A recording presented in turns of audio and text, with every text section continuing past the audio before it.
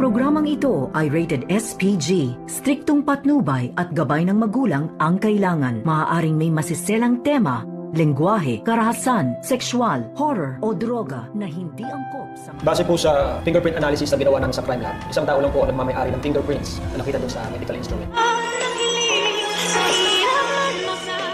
Nagpapasama nga itong si RJ sa kanyang anak na si Annalyn. Napuntahan daw sa presinto dahil lumabas na daw ang fingerprint result na ginawa ng mga pulis. At nakarating na nga sila dito sa presinto at nagulat nga itong si RJ nang makita nga itong si Giselle na naroon sa akala ni RJ na nasa Cebu nga ito. At dito naman na sinabi ni Giselle sa kanila na dumiretso muna siya dito sa presinto dahil tinawagan daw siya dito ni Chef Gonzaga at ipinaalam na hawak na daw nila itong resulta ng fingerprint results. At dito na nga na tinanong ni RJ itong si Chef Gonzaga na kung kanino daw nagmatch itong fingerprint.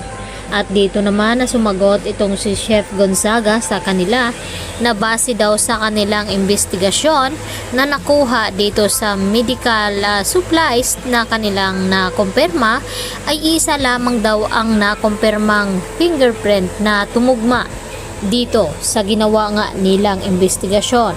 At dito nagtanong itong si Giselle dito sa pulis kung kanino, kung kay Zoe ba daw ito o kay Moira.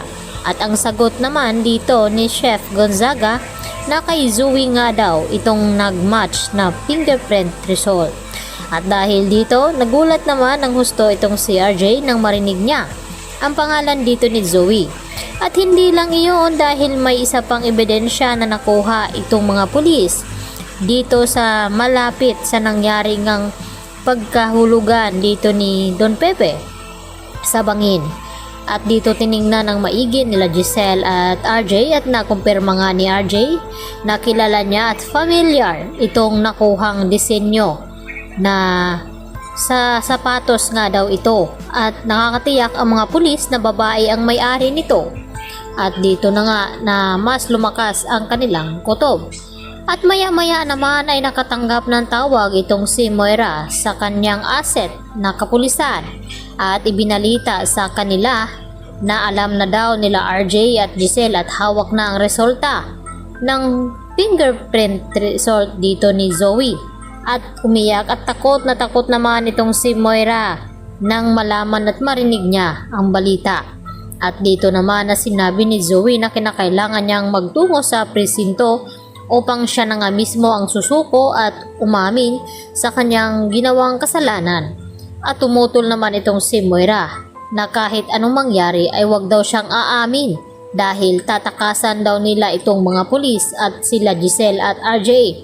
At dito naman na hindi sumang-ayon itong si Zoe sa gustong mangyari ng kanyang ina dahil mas pinatunayan lamang daw nila na sila ay mga kriminal dahil kung hindi nila haharapin itong mga akusasyon na ibinibintang ng mga pulis, lalo pat may matibay na nga silang ebidensya laban dito kay Zoe at kay Moira.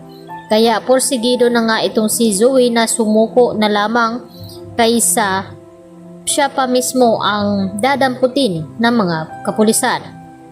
Kaya agad nagpunta roon itong si Zoe at sinabi na aamin na daw siya sa lahat-lahat ng kanilang ginawa dito kay Lolo Pepe at kung sino pa ang mga napabilang sa krimen na iyon, kung sino ang mastermind at ang nagpakidnap talaga dito kay Don Pepe.